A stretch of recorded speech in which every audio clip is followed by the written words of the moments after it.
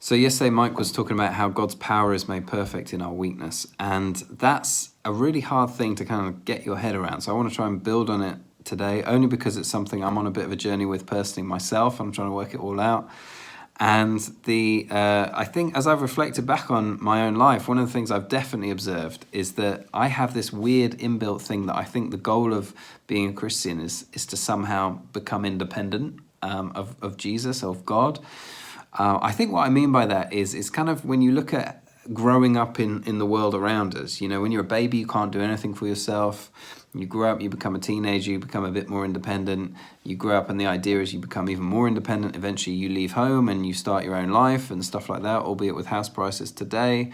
That's not until you're 50 years old, but at some stage you kind of fly the nest and you find independence. And that's what we think of as maturing, right? You go from needing everything from your mum and dad to not needing everything from your parents. And I think I subconsciously brought that into my relationship with God. And I thought, yeah, when I'm a baby, I'm really going to need him to help me out here. But as I get the hang of stuff, I learn a few tricks from Jesus, then maybe I won't need to depend on him in the same way. I'll always be following him, but I maybe won't be quite so needy. That's how I thought about it. And I've realized that that's just that I was a bit of an idiot, that I'd missed something massive. That the goal of what it is to follow him is to lean into him and to become ever increasingly dependent upon him. And that's not to say that we're not able to do anything for ourselves.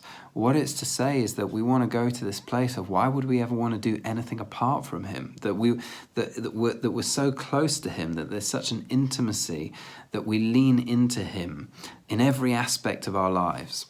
And if there's one person that models this for us before Paul does, it's Jesus himself. And, Jesus is the only begotten Son of God. So if anyone can go it alone and fly the nest, surely it's Jesus. But look at the way he does relationship with his Father. He is constantly leaning into him. So in John's Gospel, Jesus says things like, I only do what I see my Father doing. Elsewhere, he says, I only say the words that my Father gives me to speak. I'm totally dependent upon my Father. I'm leaning into him all the time.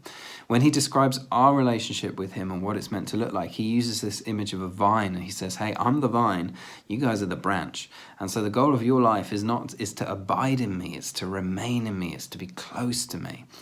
And when we have that, clear in our hearts, then that can be really helpful in terms of giving us a perspective on suffering and how we might draw opportunity from it, even when it's incredibly painful and incredibly hard, and we really wish we didn't have the opportunity. But nevertheless, when it's presented to us and it's not suffering isn't removed from us, how can we find benefit in the middle of it? And Paul, as Mike was talking about yesterday, came to change his perspective on suffering. And I just want to read you from 1 Corinthians 12 again. It says this in verse 7. Paul says, therefore, in order to keep me from becoming conceited, I was given a thorn in my flesh, a messenger of Satan to torment me. 3 times I pleaded with the Lord to take it from me, but he said to me, my grace is sufficient for you. My power is made perfect in weakness. Therefore, I will boast all the more gladly about my weaknesses so that Christ's power may rest on me. And then he says, this is where he's ended up.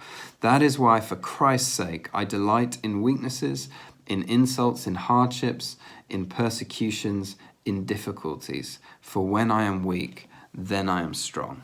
Now note what Paul did. He resisted suffering and he asked the Father to remove it from him. So and for us, when we're in the midst of suffering, why would we want to do anything other than that? You want to resist it. You want to fight it. Sin, sickness, and death is evil. It's not the will of God. We want to ask God to remove it. We don't just want to capitulate and roll over and say, hey, whatever. It's not God's will. And so we want to fight that. And yet at the same time, when it's not removed from us, Paul came to see that there was an opportunity even in that. And the opportunity was, it caused him in his weakness to lean into Jesus and to lean onto him, to lean onto his grace and find that it was sufficient even in the depths of his despair. There's a book written by a guy called Watchman Nee called The Normal Christian Life. And in it, Watchman Nee describes this scene in China on the shore of a massive lake where this guy was in the lake swimming and he started to drown. There was a lifeguard on the shore and he stood there just watching this guy drown. And all the crowd start yelling at him, you need to get in there and rescue him. And the lifeguard just stands there for ages, to the point where this guy's literally almost going under. And at the point where it's almost like the last possible minute, that's when the lifeguard dives in, swims over to him, rescues him, pulls him onto the shore. And then afterwards, the crowd are like, what were you playing at, mate? You almost died. And the lifeguard explains, now this is just Watchman Nee's story. I don't know if this is a good lifeguarding technique, but the lifeguard explains, he said, hey, if I'd gone in earlier when he still was quite strong, he would have been, in his panic and his fear, he would have dragged both of us under. I had to get to the point where he was so floppy and so he was exhausted, that when I got there, he just leaned on me and he allowed me to bring him in. Now, for many of us, our natural tendency is to fight until our last breath, we go to God often as a last resort. And what suffering can do is it can put us in that position where we lean on him much more than we would normally. I'm not the only person, because I've chatted to a few people who during this season of fear have actually found myself pressing further into God because I'm more aware of my need for him. And that's the gift of this. So let me look at what Paul says again. This is exactly the same passage, just what how the message puts it. Paul says, now I take limitations in stride and with good cheer. These limitations that cut me down to size. Abuse, accidents, opposition, bad breaks. And then he says, I just let Christ take over. And so the weaker I get, the stronger I become.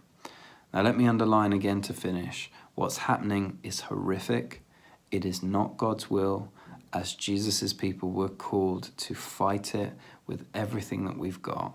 But we're not called to fight it in our own strength. What we're to recognize is this is too strong for us. We are weak. And the more we recognize our own weakness, bizarrely, the stronger we become, because we know we need his strength and we can't do it on our own. So we lean into him. That's one of the gifts that we can find in the midst of this season.